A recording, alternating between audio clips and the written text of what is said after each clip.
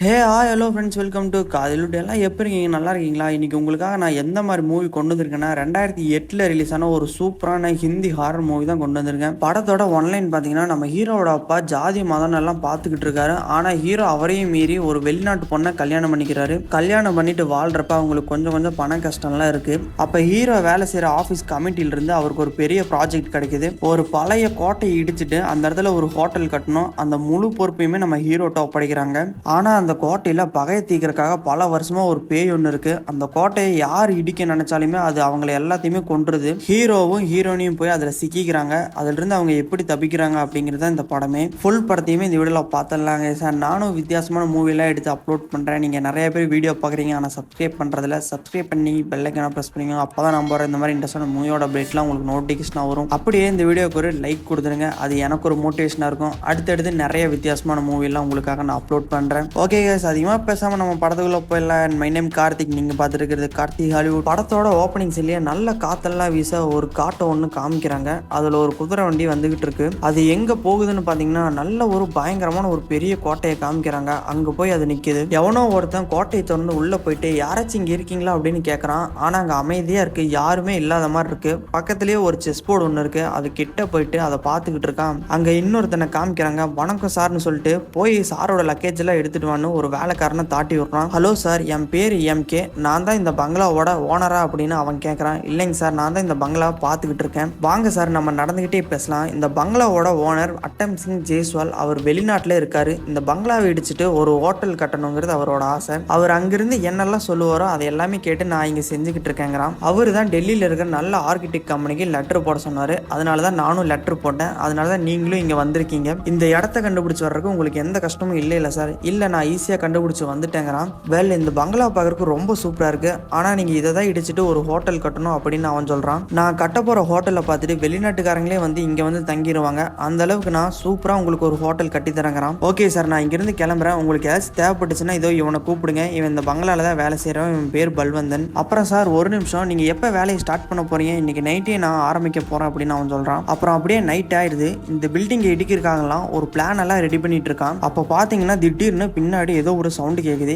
என்னன்னு போய் பார்த்தா ஒரு கண்ணாடி டம்ளர் டேபிள் மேல இருந்து கீழே விழுந்து உடஞ்சிருக்கு. திரும்பி பார்த்தா அவன் போட்டு வச்சிருந்த பிளான் மேலெல்லாம் இங்கு பாட்டில் சிந்தி கிடக்குது. உடனே ஓடி போய் அவங்ககிட்ட இருக்கிற கர்ச்சீஃபால அந்த இங்க் எல்லாத்தையும் தொடச்சிக்கிட்டு இருக்கான். அப்ப யாரோ இந்த பங்களாக்குள்ள நடந்து போற சவுண்ட் எல்லாம் கேட்குது. பையனுக்கு பயம் வந்துருது. அப்படியே திரும்பி யாருதுன்னு கத்துறான். ஒருவேளை அந்த வேலைக்காரன் தான் போறான்னு நினைச்சுக்கிட்டு பல்வான்னு கூப்பிடுறான். ஆனா அங்க எந்த ரிப்ளேவும் வரமாட்டேது. இவனே டக்குன்னு வெளியே போய் பார்க்கறான். அப்ப யாரோ கத்துற மாதிரி இருக்கு. அப்படியே மெதுவா நடந்து போறான். பக்கத்துல அந்த கடிகார சத்தத்தை கேட்டே பயந்துக்கிறான். பங்களாக்கு நடுவில் வந்து நின்றுட்டு யாருன்னு பார்த்துக்கிட்டு இருக்கான். அப்போ யாரோ மாடியில் அழுகுறாங்க. அந்த அழுகிறது நிற்காம எச்சாகிட்டே இருக்கு. சரி, யாருன்னு பார்க்கலான்ட்டு படி மேலே அப்படியே ஏறி போகிறான். அப்போ அந்த படி உடஞ்சி அவனோட கால் சிக்கிக்குது. அவனுக்கு முன்னாடி பெரிய கண்ணாடி ஒன்று இருக்கு. அதெல்லாமே உடைய ஆரம்பிக்குது. உடஞ்சி அவன் மூஞ்சிலேயே குத்திடுது. அவன் அங்கே இறந்துடுறான். காலையில் விடிஞ்சு இந்த பங்களா வேலைக்காரன் பல்வான் அவனுக்கு டீ எடுத்துட்டு போலான்ட்டு எடுத்துட்டு போயிட்டு இருக்கான். போய் பார்த்தா அவன் படியிலேயே செத்து கிடக்குறான். அப்பதான் இந்த படத்தோட டைட்டில் போடுறாங்க 1920. அப்புறம் ஹீரோவை காமிக்கிறாங்க. அங்க இருக்கிற குளத்துல குளிச்சுட்டு விடாம ஆஞ்சநேயருக்கு மந்தம் சொல்லிக்கிட்டு பூஜை எல்லாம் போட்டுக்கிட்டு இருக்கான். பிரசாதத்தையும் வாங்கிட்டு அப்புறம் அவன் வீட்டுக்கு போறான். ஹீரோவோட பேர் பாத்தீங்கன்னா அர்ஜுன். வீட்டுல இருக்கிறவங்க எல்லாத்துக்குமே பிரசாதம் எல்லாம் கொடுக்குறான். கொடுக்குறப்ப விடாம அந்த ஆஞ்சநேயர் மந்திரத்தை சொல்லிக்கிட்டே கொடுக்குறான். அப்புறம் அவங்க அப்பாவுக்கு பிரசாதத்தை கொடுத்துட்டு ஒரு நிமிஷம் அவங்க அப்பாவை நின்று பாக்குறான். மாடிக்கு போயிட்டு ட்ரெஸ்ஸை மாத்திட்டு ஒரு லெட்டர் ஒன்று எழுத ஆரம்பிக்கிறான். அது யாருக்குன்னு பாத்தீங்கன்னா ஹீரோனிக்கு. டியர் லீசா, எங்க அப்பாவுக்கு ஜாதி மதம் வெறி இன்னும் அப்படியே தான் இருக்கு. நம்மளோட காதலுக்கு அவர் ஒத்துக்க மாட்டாரு. அதனால நம்ம ஓடி போயிடலாம் அப்படின்னு ஹீரோனிக்கு ஒரு லெட்டர் எழுதுறான். ஒரு பையன் அந்த லெட்டரை வாங்கிட்டு ஓடி போய் ஹீரோனிட்ட கொடுக்குறான். ஹீரோனி பேர் லீசா. லீசாவும் அந்த லெட்டரை படிச்சுட்டு அவங்க கூட ஓடி போறதுக்காக ஒரு இடத்துல நின்று இருக்கா. அப்புறம் அவன் போய் லீசாவை கூட்டிட்டு இந்த ஊரை விட்டு போயிடலான்ட்டு 2 பேரும் போறாங்க. ஆனா அவங்க அப்பா ஊர் எல்லையில ஆளுங்களோட கம்பெல்லாம் வச்சுக்கிட்டு நின்று இருக்காரு. அர்ஜுனை அடிச்சு இழுத்துட்டு போறாரு. லிசாவை அப்படியே காரோட சேர்த்து நெருப்பு வச்சிடறாரு. லிசா அப்படியே கார்லயே மயக்கமாயிடுறா. அர்ஜுன் அவங்க எல்லாத்தையுமே அடிச்சு போட்டு லிசாவை போய் காப்பாத்திடுறான். அப்புறம் அவன் அவங்க சித்தப்பாவே அடிக்க போயிடுறான். அவங்க அப்பா போய் ஏதோ ஒரு பொண்ணுக்காக நீ உங்க சித்தப்பாவே அடிக்க வரையா? அவ எந்த ஜாதி மதம்னே தெரியல. அவன் நம்ம கடவுளுக்கெல்லாம் எதிரானவன். அவளை விட்டுட்டு இப்பவே நீ எங்க கூட வந்துரு அப்படிங்கிறான். அர்ஜுனுக்கு கோவம் வந்து எனக்கு நீங்களும் வேணாம், உங்க ஜாதியும் வேணாம், உங்க கடவுளும் வேணான்ட்டு அவன் கட்டி இருக்கிற அந்த ஆஞ்சநேயர் கயிறை பிச்சு அவங்க அப்பா மூஞ்சிலேயே வீசிடுறான். அந்த கடவுளுக்காக நான் தினமும் மந்திரம் சொல்லி பூஜை பண்ணியிருக்கேன். அந்த கடவுளே வந்து என் காதலை பிரிக்க நினைச்சதுன்னா அப்படிப்பட்ட கடவுளே எனக்கு தேவையில்லை அப்படின்னு அர்ஜுன் சொல்லிடுறான். லீசாவை ஹாஸ்பிட்டலுக்கும் கூட்டிட்டு போயிடுறா. லீசா வந்து கண்ணை முழிச்சிடுறா. லீசா கேட்குறா, என்ன உனக்கு ரொம்ப பிடிக்குமா? அந்த கடவுளே வேணான்னு சொல்லிட்டு வந்துட்ட அப்படிங்கிறா. அப்படிங்கிறா. ஆமா, நம்ம 2 பேத்துக்கு யார் இடையில வந்தாலுமே அவங்க எனக்கு தேவையில்லை. இனிமேல் நீ தான் எனக்கு, நான் தான் உனக்கு. இதுல இருந்து எனக்கு ஒண்ணு நல்லாவே புரியுது. கடவுள் எல்லாம் ஒண்ணு இல்லவே இல்லை. அது எல்லாமே சும்மா தான். இந்த மனுஷங்களை உருவாக்குனது தான் இந்த ஜாதி, மதம், கடவுள் எல்லாமே அப்படிங்கிறான். அதுக்கப்புறமா இவங்க 2 பேரும் மும்பை போய் ரிஜிஸ்டர் மேரேஜ் பண்ணிக்கிறாங்க. அங்க ஒரு வாடகைக்கும் வீடும் பார்த்துறாங்க. அர்ஜுன் வந்து சந்தோஷமா ஓடி வந்து லீசாவை உட்கார வச்சுக்கிட்டு, நான் ஒரு ஹாப்பி நியூஸ் உனக்கு சொல்ற மாதிரின்ட்டு ஒரு லெட்டர் எடுத்து படிக்கிறான். எங்க ஆபீஸ்ல ராய் பகதூர்ல இருக்கிற கோட்டையை இடிச்சிட்டு ஹோட்டல் கட்டுற முழு பொறுப்பையுமே என்கிட்ட ஒப்படைச்சிட்டாங்க. அந்த வேலைக்கு என்னோட சம்பளத்தையும் 20% அதிகப்படுத்துறாங்க அப்படின்னு லீசா கிட்ட சொல்றான். பாரு, அந்த மாளிகையை இடிச்சுட்டு என்னோட பிளான்ல ஒரு ஹோட்டலை கட்ட போறேன். அதுக்கப்புறம் எல்லாருமே என்னை பத்தி தான் பேசுவாங்க அப்படின்னு லீசா கிட்ட ரொம்ப ஃபீல் பண்ணி சிரிச்சுக்கிட்டே சொல்லிட்டு இருக்கான். நீ என் வாழ்க்கையில கிடைச்ச ரொம்ப லக்கி பர்சனுங்கிறான். ஆனா அவ ஏதோ ஒரு தயக்கத்தோடவே யோசிச்சுக்கிட்டு இருக்கா. அண்ட் அதுக்கப்புறமா இவங்க 2 பேருமே குதிரை வண்டியில அந்த மாளிகைக்கு கிளம்பி போறாங்க. ஆனா வர்றப்ப லீசா ஏதோ ஒன்ன யோசிச்சுக்கிட்டே வரான். வர்றப்ப அந்த மாளிகையை பார்த்துட்டு அர்ஜுன் வண்டியை நிறுத்துங்கன்ட்டு கீழே இறங்கி 2 பேருமே அந்த மாளிகையை நின்று பார்த்துக்கிட்டு இருக்காங்க. அப்ப லீசா கேட்கறா, எதுக்காக உன்னை இப்படி செய்ய சொல்றாங்க, என்ன சொல்றாங்கறா, எதுக்காக இவ்வளோ அழகான மாளிகையை இடிக்க சொல்றாங்க அப்படின்னு கேட்கறா. நீ சொல்றத பார்த்தா என்னோட வேலைக்கு நீ வேட்டு வச்சிருவியாட்டிருக்கே.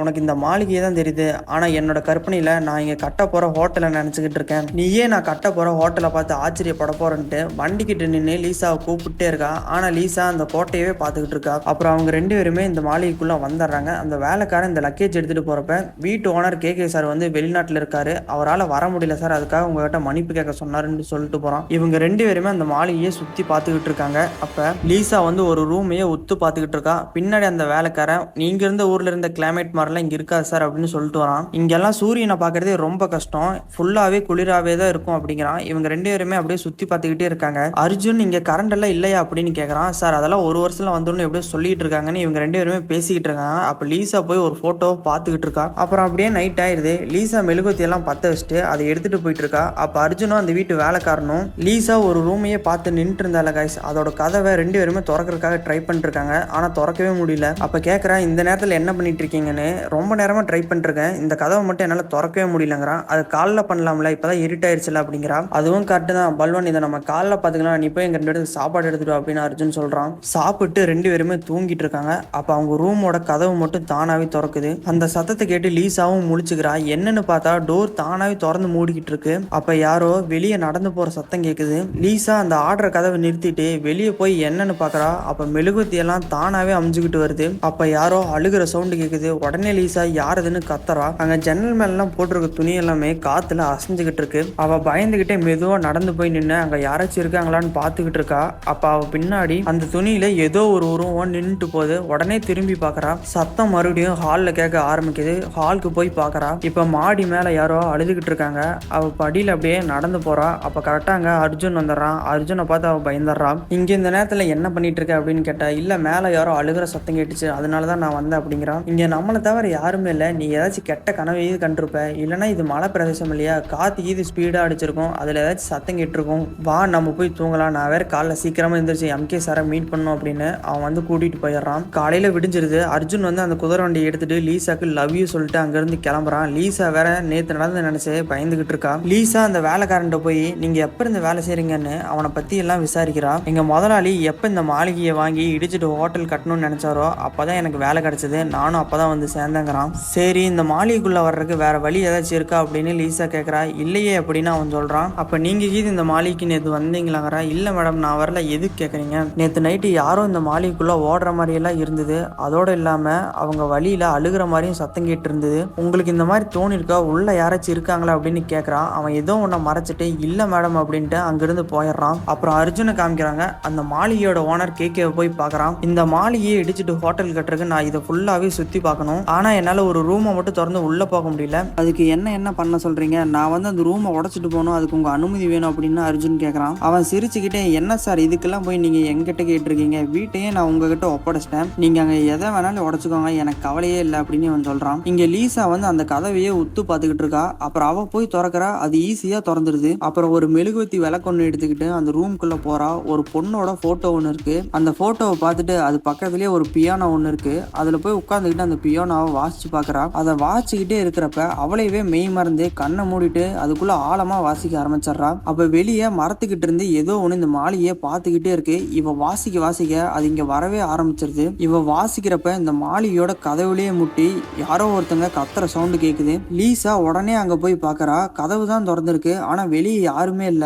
அங்க மரத்துக்கிட்ட அவளுக்கு யாரோ நிக்கிற மாதிரியே இருக்கு. உடனே ஓடி போய் அங்கெல்லாம் செக் பண்ணி பாக்குறா. ஆனா அங்க யாருமே இல்ல. அர்ஜுன் வந்தனே அவங்க கிட்ட இது எல்லாமே சொல்றா. ஆனா அந்த கதவு இப்ப பூட்டி இருக்கு. அந்த ரூம்குள்ள இருந்த பெயிண்டிங்கு, அது பக்கத்துல இருந்த பியானோன்னு அவ எல்லாத்தையுமே சொல்றா. நான் சொல்றது எல்லாமே நீங்க நம்புறீங்களா இல்லையா அர்ஜுன் அப்படின்னு கேக்குறா. அவனும் பாத்தீங்கன்னா அவளுக்கு சாதகமா தான் பேசிட்டு இருக்கா. நீ சொல்றது எல்லாமே உண்மையா தான் இருக்கும். ஏன்னா இது ஒரு பழைய கதவு. நீ திறக்கிறப்ப திறந்திருக்கும், மறுபடியும் இங்க லாக் ஆயிருக்கும் அப்படிங்கிறான். அவங்க ரெண்டு பேரும் பேசுறது எல்லாமே இந்த வேலைக்காரன் ஒளிஞ்சிருந்து கேட்டுக்கிட்டு இருக்கான். நீ அந்த ரூம்குள்ள போயிருக்க, அந்த பியானோவையும் வாச்சிருக்க, உனக்கு ஏதாச்சும் உடம்பு சரியில்லையா அப்படின்னு அர்ஜுன் கேக்குறான். அவ உடனே நீங்க நான் சொல்றதெல்லாம் நம்ப மாட்டேறீங்க. நம்ம இந்த மாளிகைக்கு வந்ததுல இருந்தே இங்க ஏதோ ஒண்ணு இருக்கு. அது என் பின்னாடி வந்துகிட்டே இருக்கு. எனக்கும் அது கூடயே போகணும்னு இருக்கு, போக கூடாதுன்னு இருக்கு. எனக்கு என்ன நடக்குதுன்னு ஒன்னும் புரியலங்கிறா. அர்ஜுன் அவளை கூட்டிட்டு போய் உட்கார வச்சுட்டு, எனக்கு தெரியும் லீசா, உனக்கு மும்பை தான் பிடிச்சிருக்கு. இது பிடிக்கலன்னு எனக்கு தெரியும். எனக்காக தான் இங்க வந்திருக்கேன். உனக்கு பிடிக்கலன்னா சொல்லு, நம்ம இங்கிருந்து போயிடலாம். உன்னை விட எனக்கு இந்த வேலை முக்கியம் இல்லை அப்படிங்கிறான். அவளுக்கு அவங்ககிட்ட என்ன சொல்றதுன்னே தெரியாம யோசிச்சுக்கிட்டு இருக்கா.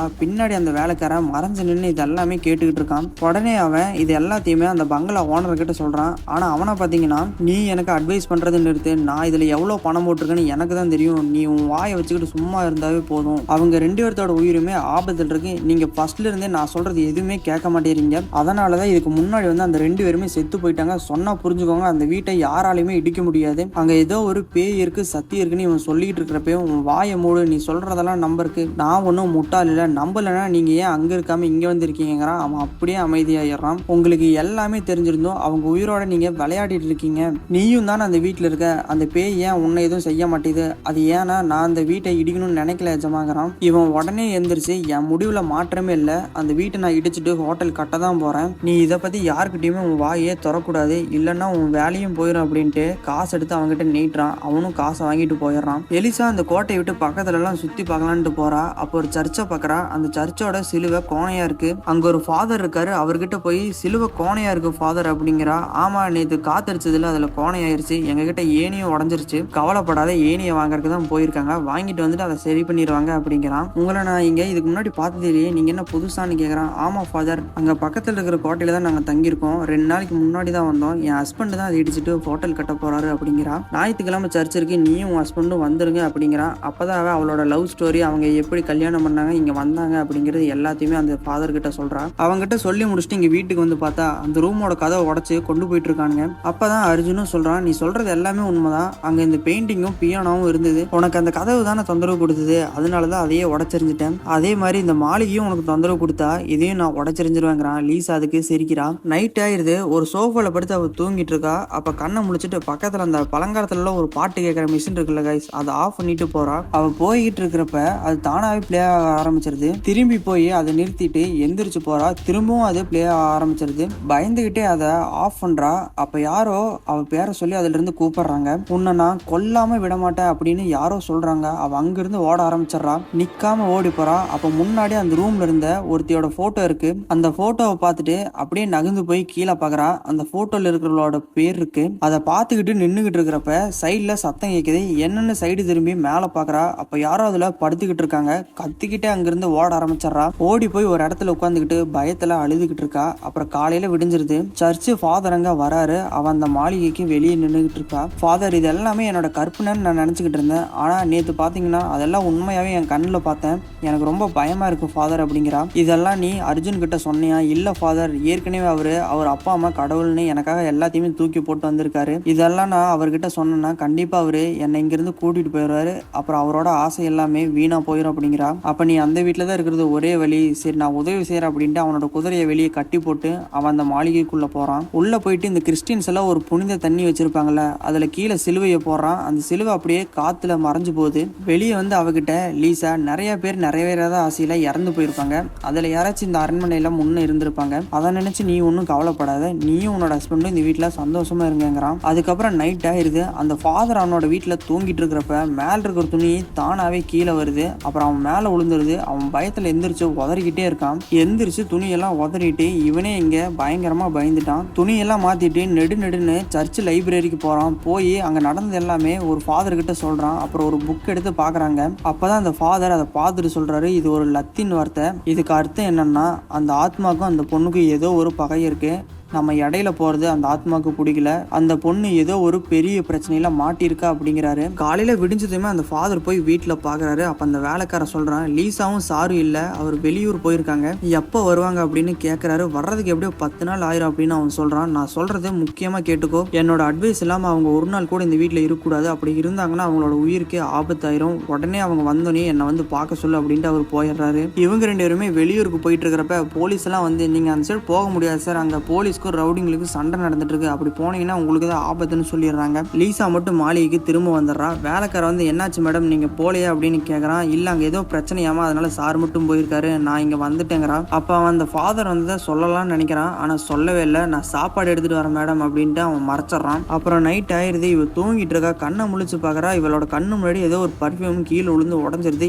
எந்திரிச்சோடனே இவளோட பெட்ஷீட்டை ஏதோ ஒண்ணு தானா இழுக்குது. இவ உட்கார்ந்து இருக்கிற பெட்ல ஏதோ ஒண்ணு உட்கார்ந்து இவளை அப்படியே அழுத்துது. இவ அங்கிருந்து கீழே விழுந்து எந்திரிச்சு ஓட ஆரம்பிச்சிடறா. ஓடி போறப்ப சேரு விளக்குன்னு இவன் மேலேயே வந்து உழுகுது. இவ பயந்துகிட்டு அப்படியே கத்திக்கிட்டே ஓடுறா. ஓடி போய் நடுஹால்லே நின்னுறா. அப்ப யாரோ பின்னாடி காயத்ரின்னு கூப்பிட்டே இருக்காங்க. திரும்பி பார்த்துட்டு அவ திரும்பவும் ஓட ஆரம்பிச்சிடறா. அவளை கீழே தள்ளி அவளோட காலை பிடிச்சி ஏதோ ஒண்ணு தரன்னு அந்த ரூம்குள்ள இழுத்துட்டு போயிருது. காலையில விடிஞ்சிருது. அர்ஜுனும் இங்க வந்துடுறான். வேலைக்காரன், மேடம் காலையில இருந்து படுத்துட்டே தான் இருக்காங்க, எதுவுமே சாப்பிடவும் மாட்டேங்கிறாங்க, கண்ணையே முழிச்சு பார்க்கவே மாட்டேங்கிறாங்க, நீ போய் டாக்டர் கூட்டிட்டு வா அப்படின்னு அர்ஜுன் சொல்றான். டாக்டர் வந்து செக் பண்ணிட்டு, சாதாரண ஜுரம் தான், காய்ச்சல் தான் அடிக்குது, நீங்க எதுவும் கவலைப்பட வேணாம், அவங்க வேற சாப்பிடலன்னு சொன்னீங்களே, ஏதாச்சும் சாப்பிடுவீங்க, இல்லைன்னா ஃபீவர் அதிகமாயிரும் அப்படின்ட்டு அவன் அங்கிருந்து போயிடுறான். நைட் ஆயிருது. பக்கத்துல படுத்திருந்த லீசாவை காணோம். அர்ஜுன் எந்திரிச்சு வெளியே போய் பார்க்கறான். ஹால்ல போய் பார்க்கறான். கீழே செத்து கிடக்கிற பூனை அவ சாப்பிட்டு குடுகுடுன்னு அந்த ரூமுக்கு ஓடிடுறான். இவனும் ஓடி போய் பார்த்தா அங்க அவளோட கையை காலில் இழுத்துக்கிட்டு கீழே கிடக்குறா. உடனே ஓடி போய் வீட்டு வேலைக்காரனா பல்வாந்துன்னு கூப்பிடுறான். காலையில விடிஞ்சிருது. ஒரு பையன் ஓடி போய் அந்த ஃபாதர் கிட்ட, ஃபாதர் நம்ம சர்ச்சில் வந்து பாருங்க அப்படின்ட்டு அவரை கூட்டிட்டு போறான். அங்க போய் பார்த்தா ஜீசஸோட கையிலையும் காலிலையும் ஆணி அடிச்சிருக்கு, அதுல இருந்து ரத்தமா ஒழுகிட்டு இருக்கு. உடனே அந்த ஃபாதர் அந்த மாளிகைக்கு போய் அர்ஜுனை பார்த்து, இந்த மாதிரி லீசா எனக்கு தெரியும், அவ பெரிய ஆபத்தில் இருக்கான்னு எல்லாம் சொல்லிட்டு இருக்காரு. பக்கத்துல அந்த டாக்டர் வந்து, அதெல்லாம் ஒண்ணும் கிடையாது, அவர் சொல்றதெல்லாம் கேட்காதீங்க, அவளுக்கு இப்ப ட்ரீட்மெண்ட் தேவை அப்படின்னு அவன் ஏதோ வளரிட்டு இருக்கான், ப்ளீஸ் என்ன ஒரே ஒரு தடவை மட்டும் மீட் பண்ண விடுங்க, நான் உனக்கு நிரூபிக்கிறேன் அப்படின்னு அந்த ஃபாதர் சொல்றாரு. ஃபாதர் போய் அவரோட கழுத்தில் இருக்கிற சிலுவு போட்டு டாலர் எடுத்து அவளோட நெத்திலேயே வைக்கிறாரு. அப்ப அவ கண்ணை முழிச்சு ஒரு ஆம்பளை வாய்ஸ்ல பேசுறா. அப்புறம் ஃபாதர் வந்து அர்ஜுன் கிட்ட சொல்றாரு, அவளுக்கு பேய் பிடிச்சிருக்கு, அதை நம்ம சீக்கிரமா விரட்டி ஆகணும், இல்லைன்னா அது வந்து அவளோட உயிருக்கே ஆபத்தாயிருன்னு இவர் சொல்லிட்டு இருக்காரு. அந்த பைத்தியக்காரன் டாக்டர் வந்து, ஃபாதர் அவளுக்கு உடம்பு சரியில்லை, இது வந்து பர்சனாலிட்டி டிசார்டர், இதனால அவளால 2 விதமா பேச முடியும், இந்த நோய் எல்லாம் நிறைய வெளிநாட்டுல எல்லாம் வந்திருக்கு, அறிவியல் விஞ்ஞானம் எல்லாம் எங்கேயோ வளர்ந்து போயிட்டு இருக்கு, நீங்க என்னடா இன்னும் பேய் சம்பிரதாயம் சடங்குலாம் பேசிட்டு இருக்கீங்க, அது எல்லாத்தையுமே விட்டு தள்ளுங்க, இவளுக்கு நல்ல ட்ரீட்மெண்ட் பார்த்தாலுமே இவளை நம்ம குணப்படுத்தலாம் அப்படின்னு அந்த பைத்தியக்காரன் டாக்டர் சொல்றான். இப்படி அந்த ஃபாதரும் டாக்டரும் 2 பேருமே சண்டை போட்டுக்கிறாங்க. அர்ஜுனுக்கு வேற என்ன பண்றதுனே தெரியல. கடைசியில ப்ளீஸ் ஃபாதர் நீங்க இதுல தலையிடாதீங்க, நான் ஹாஸ்பிட்டலே கூட்டிட்டு போறேன் அப்படின்னு சொல்லிடுறான். ஹாஸ்பிட்டல் கூட்டிட்டு போயிட்டு எல்லாமே செக் பண்ணிட்டு, இவளுக்கு நாளைக்கு காலையிலே குணமாயிரும், நீங்க எதுவும் கவலைப்படாதீங்க, அப்ப நாளைக்கு நான் வீட்டுக்கு கூட்டிட்டு போகலாம்ல ஃபாதர் அப்படின்னு கேட்கறான். அதெல்லாம் நீங்க கூட்டிட்டு போயிடலாம், ஆனா வீட்டுக்குள்ள அந்த ஃபாதர் மட்டும் விட்டுறாதீங்க அப்படின்னு சிரிச்சுட்டு போறான். அர்ஜுன் டேபிள்ல படுத்து தூங்கிட்டு இருக்கா. அப்ப அவளை திடீர்னு கத்த ஆரம்பிச்சிடறா. என்னன்னு போய் அவளை பார்த்துட்டு இவனும் டாக்டர்னு கத்துறான். அப்புறம் அவளுக்கு வலிப்பு அந்த மாதிரி அவள் துடிச்சுக்கிட்டே இருக்கான். அந்த டாக்டர் வந்து கையை காலெல்லாம் பிடிங்க அப்படின்ட்டு நர்ஸை போய் ஒரு ஊசி எடுத்துட்டு வர சொல்லிட்டு அவளுக்கு ஊசி போடலான்ட்டு போறா. அவ திடீர்னு எந்திரிச்சு அந்த டாக்டரோட கையை பிடிச்சிடறா. ஆம்பளை வாய்ஸ்ல பேசி அந்த டாக்டரோட பேரு, அவங்க அப்பா பேரு, அவங்க அம்மா பேருன்னு, அந்த டாக்டர் என்னென்னலாம் பண்ணியிருக்கான், என்ன தப்பெல்லாம் பண்ணியிருக்கான்னு ஃபுல் ஜாதகமே இது சொல்லுது. அர்ஜுன் அந்த டாக்டரை பார்த்து, லீசாக்கு என்னதான் ஆச்சு, அவளை குணப்படுத்த முடியுமா முடியாதான்னு கேட்கறான். அவனுக்கே என்ன பண்றேன்னு தெரியாம தலையை மட்டும் ஆட்டுறான். அதுக்கப்புறமா அர்ஜுன் திரும்பவும் அந்த ஃபாதர் கிட்டே போறான். ஃபாதரை பார்த்து, என்ன மன்னிச்சிருங்க ஃபாதர், அன்னைக்கு நான் உங்ககிட்ட தப்பா பேசிட்டேன், எப்படியோ உன்னை என் லீசாவை மட்டும் காப்பாத்தி கொடுங்க ஃபாதர், எனக்கு அது மட்டும் போதும் அப்படின்னு கெஞ்சறான். பைபிள் ஒன்று எடுத்துக்கிட்டு திரும்பவும் அந்த வீட்டுக்குள்ள போறாரு. அர்ஜுன் அப்படியே அந்த வீட்டு படியிலேயே உட்கார்றான். அந்த ஃபாதர் பைபிள் எடுத்து படிச்சுக்கிட்டே பேயோட்டம் ஆரம்பிக்கிறாரு. அது எந்திரிச்சு ஒரே வார்த்தையை சொல்லிக்கிட்டே இருக்கு. அர்ஜுன் அங்க ஓடி வந்து பாக்குறான். அது எந்திரிச்சு அதோட கண்ணெல்லாம் வெள்ளை கலர்ல மாறி இன்னும் 4 நாள் தான் இருக்கு. அமாவாசை அன்னைக்கு இவளை கொன்னு இவளோட உடம்ப நான் எடுத்துட்டு போயிருவேன் அப்படின்ட்டு அது போயிடுது. அந்த சமையல்காரன் அதெல்லாம் பார்த்துக்கிட்டு அழுதுகிட்டே அங்கிருந்து ஓடி வந்துடுறான். ஓடி வந்து அவனோட வீட்டுல உட்காந்து அழுதுகிட்டு இருக்கான். பின்னாடியே அர்ஜுன் வந்து என்ன ஆச்சுன்னு கேட்கறான். எல்லாமே ஏன் தப்பு தான் சார், என்ன மன்னிச்சிருங்கிறான். அன்னைக்கே இந்த பங்களா பத்தி சொல்லியிருக்கணும், ஏற்கனவே இங்க 2 பேர் இறந்து போயிருக்காங்க, என் முதலாளி தான் எனக்கு பணத்தை கொடுத்து என் வாயை அடைச்சிட்டார் சார், என்ன மன்னிச்சிருங்கன்னு அவன் கெஞ்சிக்கிட்டு இருக்கான். அர்ஜுன் குதிரை எடுத்துட்டு போய் கோவத்துல அவனை அடிக்கிறான். அடிச்சுட்டு என் லீசாக்கு மட்டும் ஏதாச்சும் ஆச்சுன்னா உன்னை சும்மாவே விட மாட்டேன், அந்த பங்களா பத்தி முழு உண்மை சொல்லு அப்படிங்கிறான். எனக்கு எதுவுமே தெரியாது, 2 வருஷத்துக்கு முன்னாடியே ராய் சார் அந்த பங்களா வாங்கினாங்க, அப்புறமா வேலை செஞ்சாங்க, அவங்களுக்கு வேணா எல்லாமே தெரியும். அந்த ராதா அம்மா இப்ப எங்க இருப்பாங்க அப்படின்னு கேட்கறான். அந்த அம்மா இப்ப ராய்ப்பூர்ல இருக்காங்க அப்படின்னு இவன் சொல்றான். அர்ஜுன் அப்புறம் அந்த அம்மாவை தேடி ராய்ப்பூருக்கு போறான். அங்க போயிட்டு அந்த அம்மாட்ட எல்லா உண்மையும் சொல்லி அங்க என்ன ஆச்சுன்னு கேட்கறான். அப்பதான் இந்த கிழவியும் பிளாஷ்பேக்கை சொல்ல ஆரம்பிக்குது. அப்போ அங்க போர் நடந்துட்டு இருந்த காலம். இந்த கிழவி வந்து சின்ன பொண்ணா இருந்திருக்கு. இந்த கிழவியோட அம்மா தான் வேலைக்காரியா அந்த வீட்டுல வேலை செஞ்சுட்டு இருந்திருக்காங்க. அந்த கோட்டையோட ராஜா ராய் பகதூர் சிங் வந்து நாட்டோட விடுதலைக்காக போருக்கு போயிட்டாரு. அந்த வீட்டுல நான், எங்க அம்மா, ராய் பகதூர் சிங், அவரோட பொண்ணு காயத்ரி அம்மா, நாங்க 3 பேர் தான் அந்த வீட்டுல இருந்தோம். அப்போ ஒரு நாள் நைட்டு யாரோ காட்டுக்குள்ள கத்துற சவுண்டு கேக்குது. எங்க அம்மா விளக்கு எடுத்துட்டு முன்னாடி போனாங்க. நாங்க 2 பேருமே அவங்க பின்னாடியே போனோம். போர்ல யாரோ அடிபட்டு காயத்தோட வழியில கத்திக்கிட்டு இருந்தாங்க. அங்க மயங்கியும் விழுந்துட்டாங்க. எங்க அம்மா தான் அவங்களை கூட்டிட்டு வந்து அரண்மனையில படுக்க வச்சு அவங்களுக்கு மருத்துவ உதவி எல்லாம் பார்த்தாங்க. காயத்ரி பியானோல வாய்ச்சிக்கிட்டு இருக்கா. அப்போ அவன் வழியில ரொம்ப கத்திக்கிட்டு இருக்கான். அப்புறம் அப்படியே காலையில விடிஞ்சிருது. அந்த வீட்டு வேலைக்காரி சொல்றான், இவரும் நம்ம நாட்டு சுதந்திர வீரர் தான், உங்க அப்பா மாதிரி போராடிட்டு இருந்தவர் தான், அவருக்கு உடம்புல எல்லாம் நிறைய அடிபட்டு இருக்கு, அதெல்லாம் ஆறுன பிறகு திரும்பவும் அவர் போராட்டத்தை தொடங்கிடுவாராமா. அது மூலியம் இந்த வீட்டுல இருந்துகிட்டான்னு அவர் கேட்கறாரு. நம்ம நாட்டுக்காக போராடுற யாரா இருந்தாலும் சரி, அவருக்கு இந்த வீட்டுல நிச்சயம் இடம் உண்டுன்னு அவளும் சொல்லிடுறான். அந்த வேலைக்காரி அவ சொல்றதெல்லாம் கேட்டு அங்கிருந்து போயிடுறா. இவனை பாக்குறதுக்கு அப்படியே அருந்ததி பசுது மாதிரியே இருக்கான்ல கைஸ். அவன் வந்ததுக்கு அப்புறம் நன்றிமா அப்படின்ட்டு அவனும் போயிடுறான். அதுக்கப்புறமா ஒரு தூதுமா ஒரு லெட்டர் ஒன்று கொண்டு வந்து தரான் அந்த காயத்ரிக்கு. அது வந்து அவங்க அப்பா ராய் பகதூர் சிங் தான் எழுதியிருக்காரு. நம்ம நாட்டுக்காக நாங்க போராடிட்டு இருக்கிறப்ப நம்ம ஆளுங்கள்ல எவனோ ஒருத்தன் நமக்கு துரோகம் பண்ணிட்டு அந்த வெள்ளைக்காரங்கிட்ட மாட்டி விட்டான். இப்போ நானும் எங்கள் ஆளுங்க சில பேரும் தப்பிச்சிட்டோம். அவனை நாங்கள் வந்து இப்போ தேடிக்கிட்டு இருக்கோம். அதனால நாங்கள் வர்றதுக்கு வந்து லேட்டாகும் அப்படின்னு அவங்க அப்பா எழுதியிருக்காரு. இதையெல்லாம் அவன் கேட்டுட்டு நம்மளை காட்டி கொடுத்துட்டா நம்ம நிச்சயமாக தோத்துரும் அப்படின்ட்டு அவகிட்ட சொல்லிட்டு அழுகிறான். நம்ம நிச்சயமாக ஜெயிப்போன்னு அவன் சொல்கிறான். அதுக்கப்புறமா இந்த வேலைக்காரமா அதோட வீட்டில் ஏதோ ஒன்று அரைச்சிக்கிட்டு இருக்கு. வெளியே ஒருத்தன் லைட்டை வச்சு நெகிழில் காட்டி மறைச்சிக்கிட்டு இருக்கான். அந்த அம்மா யாருன்னு எந்திரிச்சு பார்க்குது. இந்த அடிபட்டு இருந்தவன் நடந்து போயிட்டு இருக்கான். அப்படியே அவனை பின்னாடி போய் பார்க்குது. இவன் தான் அந்த துரோகின்னே தெரியுது. அந்த அம்மா இவனை கன் பாயிண்ட்ல வச்சு நீ யாருன்னு உண்மை சொல்லணும்னு கேட்டிருக்கு. அப்புறம் அப்படியே அந்த சீனை கட் பண்ணிடுறாங்க. காலையில விடிஞ்சிருது. காயத்ரி வந்து அந்த அம்மாவை தேடிக்கிட்டு போறா. அப்ப இவன் வந்து காயத்ரி அம்மா இங்க இல்ல, அவங்களுக்கு ஏதோ உடம்பு சரியில்லையாமா, ஊருக்கு போறேன்ட்டு போயிட்டாங்க, இந்த விஷயத்த உங்ககிட்ட சொல்ல சொன்னாங்க அப்படின்னு சொல்றான். ஆனா அவங்க என்கிட்ட சொல்லாம போக மாட்டாங்களே அப்படிங்கிறான். அவங்க வேணா போயிட்டாங்க, ஆனா நான் வந்து இங்க போறப்ப நிச்சயமா உங்ககிட்ட சொல்லிட்டு தான் போவேன். காயத்ரி கையை பிடிச்சிட்டு இன்னும் 2 நாள்ல நான் இங்கிருந்து தோலக்பூர் போயிருவேன் அப்படின்னு அவளையே கரெக்ட் பண்ண பாக்குறான். காயத்ரி நடந்து போறப்ப அந்த வேலைக்காரோட பொண்ணு அங்க நின்று அழுதுகிட்டு இருக்கா. அவ இங்க வான்னு கூப்பிடுறா.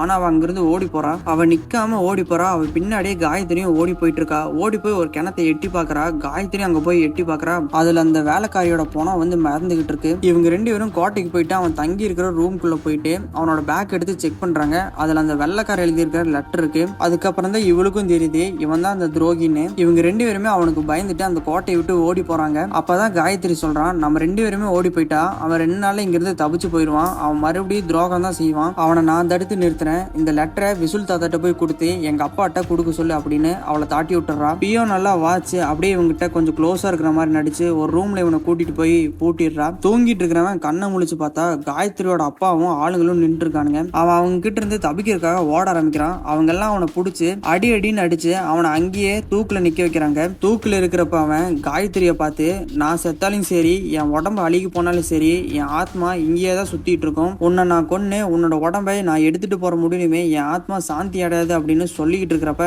காயத்ரி அப்பா அவன் நின்று இருக்கிற சேரை எட்டி உதச்சிடுறாரு. அவன் அப்படியே காயத்ரியை பார்த்துட்டு தூக்குல தொங்கிடுறான். இதையெல்லாம் அந்த கிளவி ஒரு மூலையில் நின்று பார்த்துக்கிட்டு இருந்திருக்கு. அதுக்கப்புறம் காயத்ரியை அவங்களோட பாட்டி வீட்டுக்கு அனுப்பிச்சு வச்சுட்டாங்க. நான் ஒரு கட்டத்துல தனியா இங்க வாழ வேண்டியதாயிருச்சு அப்படின்னு அர்ஜுன் கிட்ட கதை எல்லாத்தையுமே சொல்லி முடிச்சிருது. அந்த மாளிகையை விட்டு வந்து கொஞ்ச நாள் கழிச்சு எனக்கு இந்த லெட்டர் கிடைச்சது, காயத்ரி அம்மா நோய் வந்து இறந்துட்டாங்கன்னு அப்படின்னு அர்ஜுன் கிட்ட ஒரு லெட்டர் ஒண்ணு கொடுக்குறா. அந்த லெட்டரை பார்த்தோன்னே தான் தெரியுது லீசாக்கும் காயத்ரிக்கும் பிறந்த தேதி ஒன்னா இருக்கு. காயத்ரி தான் மறுஜன்மம் எடுத்து லீசாவா வந்திருக்கா அப்படின்னு அர்ஜுனுக்கு புரியுது. இது எல்லாத்தையுமே போய் அந்த ஃபாதர் கிட்டையும் சொல்றான்.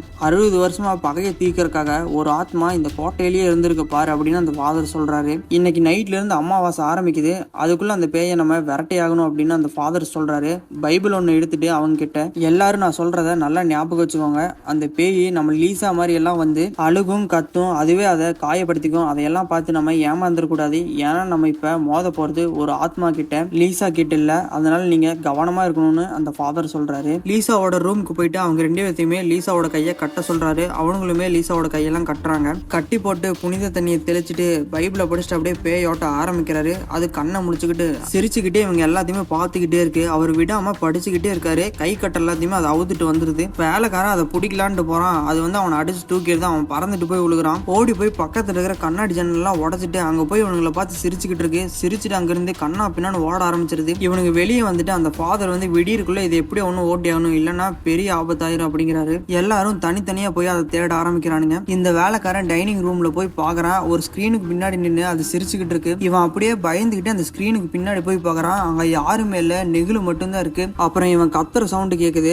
அர்ஜுனும் ஃபாதரும் ஓடி வந்து பாக்குறாங்க. அவன் அந்த டேபிள் மேல செத்து கிடக்குறான். பக்கத்துல அது அப்படியே சிரிச்சுக்கிட்டே ஓடுது. உடனே அர்ஜுன் ஓடி போய் அதை பாக்குறான். இந்த ஃபாதர் இங்க காமிக்கிறாங்க. முன்னாடி ஒரு கண்ணாடி ஒண்ணு இருக்கு. அதுல பாத்தீங்கன்னா அவர் ஆப்போசிட்ல திரும்பின மாதிரி தெரியுது. அவரும் அது கிட்ட எல்லாம் போயிட்டு கையெல்லாம் காமிச்சு பாக்குறாரு. கழுத்துல மாட்டிட்டு இருக்கிற அந்த கிறிஸ்டின் துண்டு பாம்பு மாதிரி இருக்கு. உடனே அதை கீழே போட்டுறாரு. அப்ப பக்கத்துல இருட்டுல அந்த பேயோட வாய்ஸ் கேக்குது. பாம்பு நினைச்சு உன்னோட துண்டை தூக்கி கீழே போட்டி அப்படிங்கிறான். அவர் அதை எடுக்கலான்ட்டு போறாரு. அப்படியே அந்த இடத்துல பறக்க ஆரம்பிச்சிட்டாரு. ஒரு சுத்தி அவர் அப்படியே கீழே போட்டுருது. அவரோட காலை பிடிச்சி அப்படியே அந்த இருட்டுக்குள்ள இழுத்துட்டு போயிருது. அங்க அப்புறம் அர்ஜுன் வரான். அவரோட துண்டை கையில எடுத்துட்டு அந்த இருட்டுக்குள்ள போய் பாக்குறான். அங்க போய் பார்த்தா அவரோட நெஞ்சு கிட்ட ஒரு பெரிய கம்பி ஒண்ணு குத்தி இருக்கு. அவர் அப்படியே வழியிலேயே மேல எந்திரிக்கிறாரு. அர்ஜுன் அதை எடுக்கலான்னு பாக்குறான். வேணாம், இதை எடுக்காத, எடுக்காம இருந்தாதான் ரத்தம் வெளியே வராம இருக்கும். என்னோட துண்டை மட்டும் என்கிட்ட எடுத்துக்கூட அப்படிங்கிறாரு. நீ போய் லீசாவை காப்பாத்து அப்படிங்கிறாரு. அவனும் அந்த துண்டை எடுத்து கொடுத்துட்டு அங்கிருந்து போயிடுறான். அர்ஜுன் அங்க ஹாலுக்கு வந்து பாக்குறான். அங்க இருக்கிற படி மேல அது தலைகீழா படுத்துக்கிட்டு இருக்கு. டிக் டாக் அப்படின்னு சத்தம் போட்டுக்கிட்டு இருக்கு. அது எந்திரிச்சு அப்படியே ஒவ்வொரு படி மேல தாழ் வந்து அவங்கிட்ட உன்னோட ஃபாதரும் போயிட்டாரு, நான் என் காயத்ரியை கூட்டிட்டு போயிருவேன், இப்ப நீ என்ன பண்ண போற அப்படின்னு சிரிக்குது. நான் என்னோட உண்மையான அன்பால காப்பாத்தும் அப்படின்னு இவன் சொல்றான். அது எச்சா சிரிக்குது. பக்கத்துல இருக்கிற கத்தி எடுத்து அதோட கையை அதுவே அறுத்துக்குது. இவன் லீசான்ட்டு போறான். இவனை தூக்கி வீசுது. அவன் பறந்துட்டு போய் விழுகிறான். முடிஞ்சா உன் லீசாவை காப்பாத்துற அப்படின்ட்டு அது மறுபடியும் கையெல்லாம் எடுத்துக்குது. இவன் திரும்ப கிட்ட போறான். இவனோட ஷோல்டர்லயே அது கத்தியில குத்திடுது. எந்திரிச்சு சிரிச்சுக்கிட்டே அதோட வயிற்றுல அது குத்த போகுது. இவன் தடுக்கணும்னு போறான். இவனை தூக்கி வீசிடுது. எப்படி காப்பாத்துவன்னு இவனை பார்த்து சிரிச்சுக்கிட்டே பக்கத்துல இருக்கிற தூண் மேல அப்படியே தலைகீழ மேல ஏறி போகுது. அப்ப அது லீசாவா மாறி என்னை காப்பாத்த அர்ஜுன், இவன் என்னை கூட்டிட்டு போறான் அப்படின்ட்டு அது அழுகுது. இவனும் அதை பார்த்து அழுகுறான். திரும்பவும் மாறி இவனை பார்த்து சிரிச்சுக்கிட்டே டிக்டாக்ன்ட்டு அப்படியே கீழே இறங்கி வருது. இவன் படத்தோட ஓப்பனிங் சீன்ல கும்பிட்டேன் அந்த ஆஞ்சநேயாவை நினைச்சுக்கிட்டே எந்திரிச்சு லீசாக்காக எங்க அப்பா அம்மா கடவுள்னு எல்லாத்தையுமே தூக்கி போட்டு வந்தேன். ஏன்னா அந்த அளவுக்கு அவ எனக்கு முக்கியம், எனக்கு எல்லாமே அவ தான், அவளுக்காக இந்த உலகத்தை கூட நான் எதிர்த்து நிற்பேன் அப்படின்ட்டு அவளை கட்டி பிடிச்சிட்டு காதுல போய் அந்த ஆஞ்சநேய மந்திரத்தை சொல்ல ஆரம்பிச்சிட்டான். அந்த பேயால இதை கேட்கவே முடியல. அவன் விடாம மந்திரத்தை சொல்லிக்கிட்டே இருக்கான். பக்கத்துல இருக்கிற பொருள் எல்லாம் உடையுது. அது அவனை தூக்கி போட்டு இங்கிருந்து ஓட பாக்குது. அவன் இதோட காலை பிடிச்சி இழுத்து மறுபடியும் அந்த மந்திரத்தை விடாம சொல்லிக்கிட்டே இருக்கான். சொல்லிட்டு அப்படியே அதை இழுத்துட்டு அதோட ரூம்க்கே கூட்டிட்டு வந்துடுறான். கூட்டிட்டு வந்து கட்டி பிடிச்சிட்டு அந்த மந்திரத்தை சொல்லிக்கிட்டே இருக்கான். அது இவங்கிட்ட இருந்து தப்பிக்க பார்த்துக்கிட்டே இருக்கு. அதோட கையை ரெண்டையுமே பிடிச்சி அவன் மந்திரத்தை சொல்லிக்கிட்டே இருக்கான். அப்புறம் இவளோட உடம்புல இருந்து அந்த ஆவி போயிருது, அழிஞ்சும் போயிருது. அப்புறம் எப்படியோ அந்த பேயை அர்ஜுனே ஓட்டிடுறான். காலையில விடிஞ்சிருது, அவளுக்கும் குணமாயிருது. அர்ஜுனும் லீசாவும் மாளிகையிலிருந்து வெளியே வந்து பாக்குறாங்க. காயத்ரி போட்டோவை இங்க இருந்து எடுத்துட்டு போறாங்க. அந்த போட்டோவை ஒரு குதிரை வண்டியில எடுத்துட்டு போறாங்க. அதோட படத்தை முடிச்சிடுறாங்க. உங்களுக்கு இந்த படம் பிடிச்சிருக்கும்னு நினைக்கிறேன். பிடிச்சிருந்துச்சுன்னா அப்படியே இந்த வீடியோ கூட லைக் கொடுத்துருங்க. மறக்காம நம்ம சேனலை ஃபர்ஸ்ட் டைமா பார்த்துருந்தீங்கன்னா சப்ஸ்கிரைப் பண்ணி பெல் ஐக்கான பிரஸ் பண்ணிக்கோங்க. அப்பதான் நம்ம இந்த மாதிரி இன்ட்ரெஸ்டான மூவியோட அப்டேட்லாம் உங்களுக்கு நோட்டிஃபிகேஷன் வரும். இந்த படத்தை அப்படியே உங்க ஃப்ரெண்ட்ஸுக்கு ஷேர் பண்ணுங்க, அவங்களும் பார்க்கட்டும். நெக்ஸ்ட் இன்னொரு நல்ல மூவில சந்திக்கிறேன். டாடா.